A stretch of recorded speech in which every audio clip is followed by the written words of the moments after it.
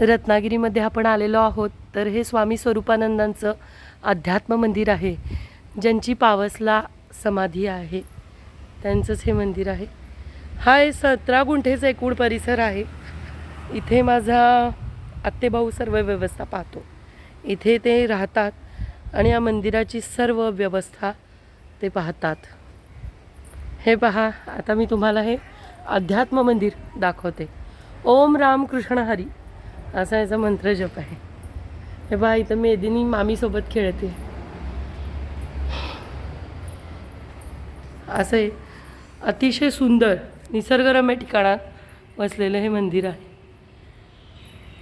महाराज त्यांचीच निवड करतात ज्यांच्याकडून त्यांना सेवा करून घ्यायची असते. या झाडाचं नाव काय आहे ग? कैलास चाफ्याचं हे झाड आहे. आपल्याकडे कवठ कसं मिळतं ना गावाकडे, तशाच प्रकारचं मोठं फळ याला लागलेलं आहे. असं हे झाड आहे. मी तुम्हाला तर जवळून दाखवायचा प्रयत्न करते. हे पहा, आता आपण मंदिरात जात आहोत. माझा भाऊ इथे पूजेला असतो.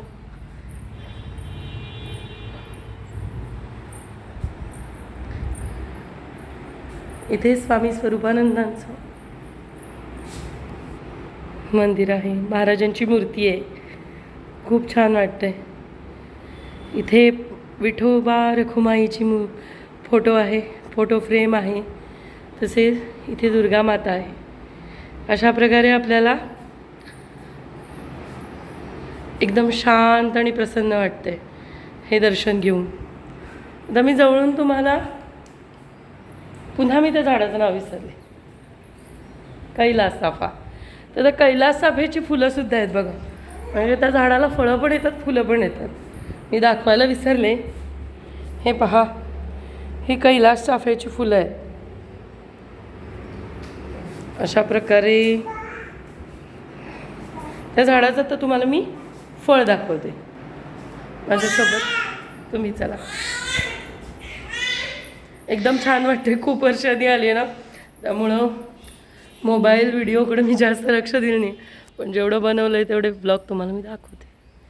हे पहा, हे झाड आहे. हे अशा प्रकारचं झाड आहे. आणि हा कैलास चाफा. मी मुद्दामून हे दाखवते कारण गावाकडे आपल्याला अशी फळं पाहायला मिळत नाही. व्हिडिओमध्ये छोटे दिसतात, पण वास्तविक ही फळं खूप मोठी मोठी आहेत. इथून बघा आता तुम्ही, खूप मोठी फळं आहेत. असं आहे. असा एकूण परिसर आहे. कसा वाटला मला नक्की सांगा. तुम्ही जेव्हा रत्नागिरीला याल तेव्हा या ठिकाणाला अवश्य भेट द्या आणि माझा व्हिडिओ असाच पाहत राहा.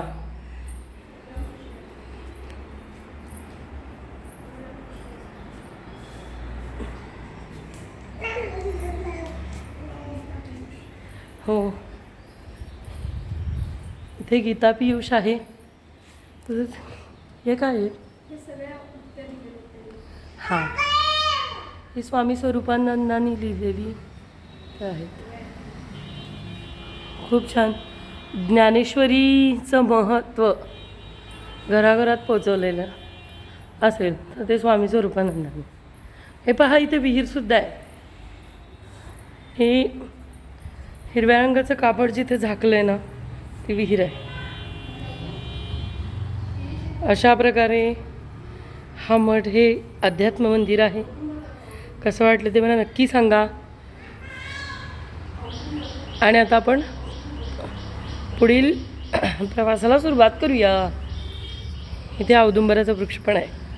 खूप छान असा हा परिसर आहे.